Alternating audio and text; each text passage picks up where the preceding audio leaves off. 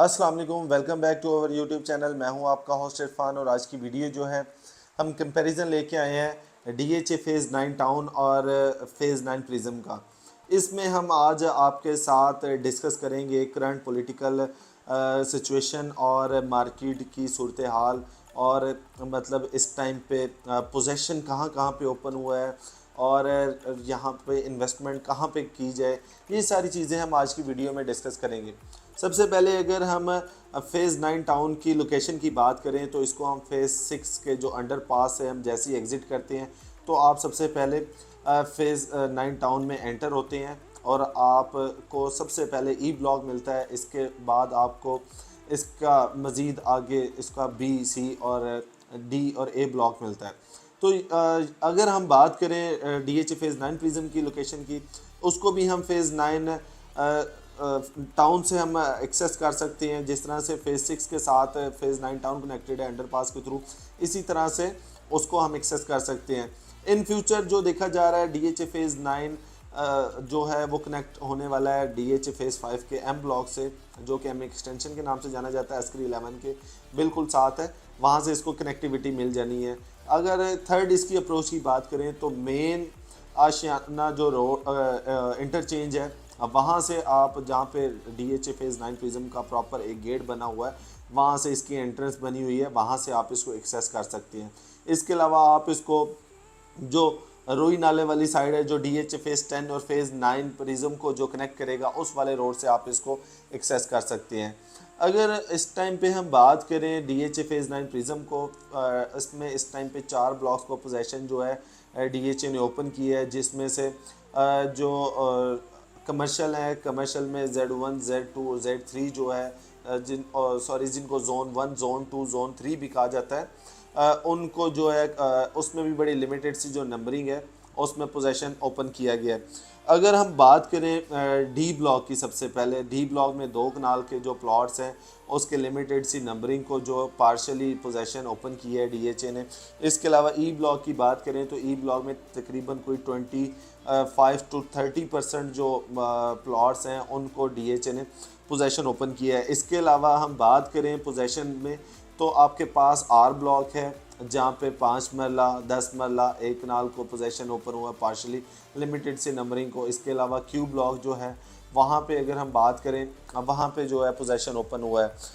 अब अगर हम बात करें यहाँ पे कंस्ट्रक्शन टाइम पीरियड की, तो इस टाइम पे जो कंस्ट्रक्शन टाइम पीरियड है, अगर आप कोई रेजिडेंशियल घर बनाने जाते हैं तो आपके पास जो ऑप्शन है तकरीबन कोई मिनिमम 1 साल और 1 साल से ज़्यादा मैक्सिमम आपके पास रेजिडेंशियल बनाने के लिए टाइम पीरियड रिक्वायर्ड होता है। अगर आप कमर्शियल में जाती हैं तो तकरीबन मिनिमम से मिनिमम आपको 6 to 7 मंथ जो है वो रिक्वायर्ड होते हैं।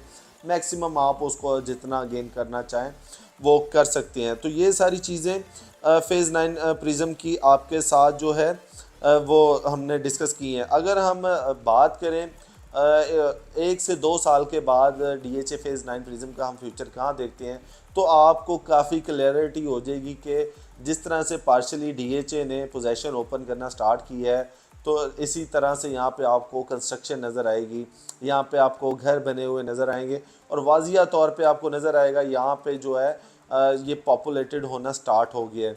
अगर हम बात करें इसके बाद आर ब्लॉक में जो 5 मरला के 1-2 घर आपको दिखाई देंगे। इसके अलावा क्यू ब्लॉक में 1 कनाल के घर आपको दिखाई देते हैं।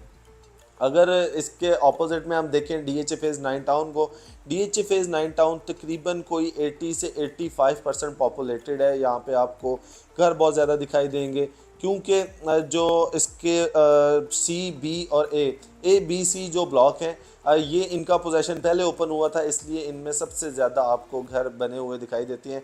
इसके बाद डी ब्लॉक का पोजेशन ओपन हुआ था, घर वहाँ पे भी आपको दिखाई देंगे, लेकिन इनके साथ कंपैरिजन किया जाए तो इनके बरक्स कम घर आपको दिखाई देते हैं। अभी रिसेंट जो है DHA ने ई ब्लॉक का पोजेशन ओपन किया है, तो इन फ्यूचर वहाँ पे भी आपको ये सारी चीज़ें दिखाई देंगी। लिविंग फैसिलिटी की बात करें तो DHA फ़ेज़ 9 टाउन में इस टाइम पे जो काफ़ी लोग हैं वो रह रहे हैं। इसके अलावा यहाँ पे अगर कमर्शियल एक्टिविटी की बात करें तो तो आपको यहाँ पे कमर्शियल बिल्डिंग नज़र आती है। यहाँ पे आपको जो भी लिविंग फैसिलिटी के लिए, वो ग्रॉसरी के लिए स्टोर चाहिए होता है वो आपको मिलता है। इसके अलावा इसका जो पार्क है वो आपको मिलता है, वो ऑपरेशनल मिलता है। ये सारी चीज़ें आपको मिलती हैं यहाँ पे। अप्रोच वाइज जो है दोनों जो फेजेस हैं बड़े ज़बरदस्त हैं, दोनों को इजीली हम अप्रोच कर सकते हैं। तो अगर अभी हम प्लॉट कैटेगरी की बात करें तो DHA फेज़ 9 टाउन में आपको 5 मरला, 8 मरला, 10 मरला की कैटेगरी मिलती है। अगर हम बात करें DHA फेज़ 9 प्रिज्म में, वहाँ पे आपको 5 मरला, 10 मरला, 1 कनाल, 2 कनाल, इसके अलावा 4 मरला का रेजिडेंशियल, 8 मरला रेजिडेंशियल कमर्शियल प्लॉट आपको मिलता है। तो ये सारे जो फेजेस हैं एक दूसरे से मतलब सिमिलर हैं, लेकिन इस तरह से सिमिलर नहीं है जिस तरह से एरिया वाइज हम डिस्कस करें। तो जो DHA फेज़ 9 प्रिज्म है अभी तक का सबसे लार्जेस्ट फेज़ जो है कंसीडर किया जाता है।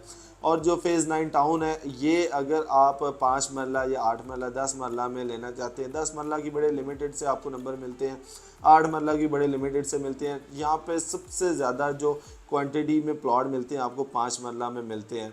और कुछ लोग तो इसको कंसीडर करते हैं जो इसका एरिया अस्करी 11 के बिल्कुल साथ लगता है, तो वो इनको उसके साथ कंसीडर करते हैं कि अस्करी ही कंसीडर होता है, क्योंकि अस्करी में अपार्टमेंट्स और घर आपको मिलते हैं और वो सारा ही पॉपुलेटेड है। वहाँ पे कोई आपको रेयर अवेलेबिलिटी होती है, आपको घर कोई खाली मिलता है, अदरवाइज़ वहाँ पे हर जगह पे आपको लिविंग मिलती है। तो ये सारी चीज़ें डिस्कस करने का पर्पज़ ये था कि आज इनको हम कंपेयर करें। अगर पॉलिटिकल सिचुएशन की बात करें तो अगर तो इलेक्शन जिस तरह से अभी हम सुन रहे हैं कि इन फ्यूचर जो है नेक्स्ट ईयर होपफुली के इलेक्शन जो है अनाउंस हो जाते हैं, तो मार्केट में एक बहुत ज़बरदस्त बूम आने वाला है। क्योंकि डॉलर को देखा जाए तो डॉलर जो है वो इस टाइम पे अब वो तकरीबन काफ़ी हद तक जो है स्टेबल हो चुका है। इसके अलावा जो लोग दूसरी करेंसीज़ में इन्वेस्टमेंट करते थे उन लोगों को भी आइडिया हो गया कि उनकी जो इन्वेस्टमेंट है इस टाइम पे सिक्योर नहीं है।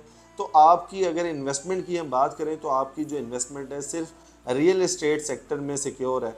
यहाँ पे आपकी इन्वेस्टमेंट जो है बड़ी सॉलिड इन्वेस्टमेंट समझी जाती है, जिसमें आपको किसी किस्म की कोई परेशानी नहीं होती है। इसमें आपने एक FBR का जो तय हुआ है या मतलब डिसाइड हुआ जो टैक्स है वो पे करना होता है, उसके अलावा आपने और कुछ नहीं पे करना होता, बाकी आपने कुछ डिक्लेयर नहीं करना होता। इसमें आपकी जो इन्वेस्टमेंट है वो सेव है और आपको पता है कि आपकी जो चीज़ है वो आपकी फ़ौरन जो है वो सेल हो सकती है, थोड़ा टाइम भी ले सकती है जो अगर लोकेशन के अकॉर्डिंग जाएं।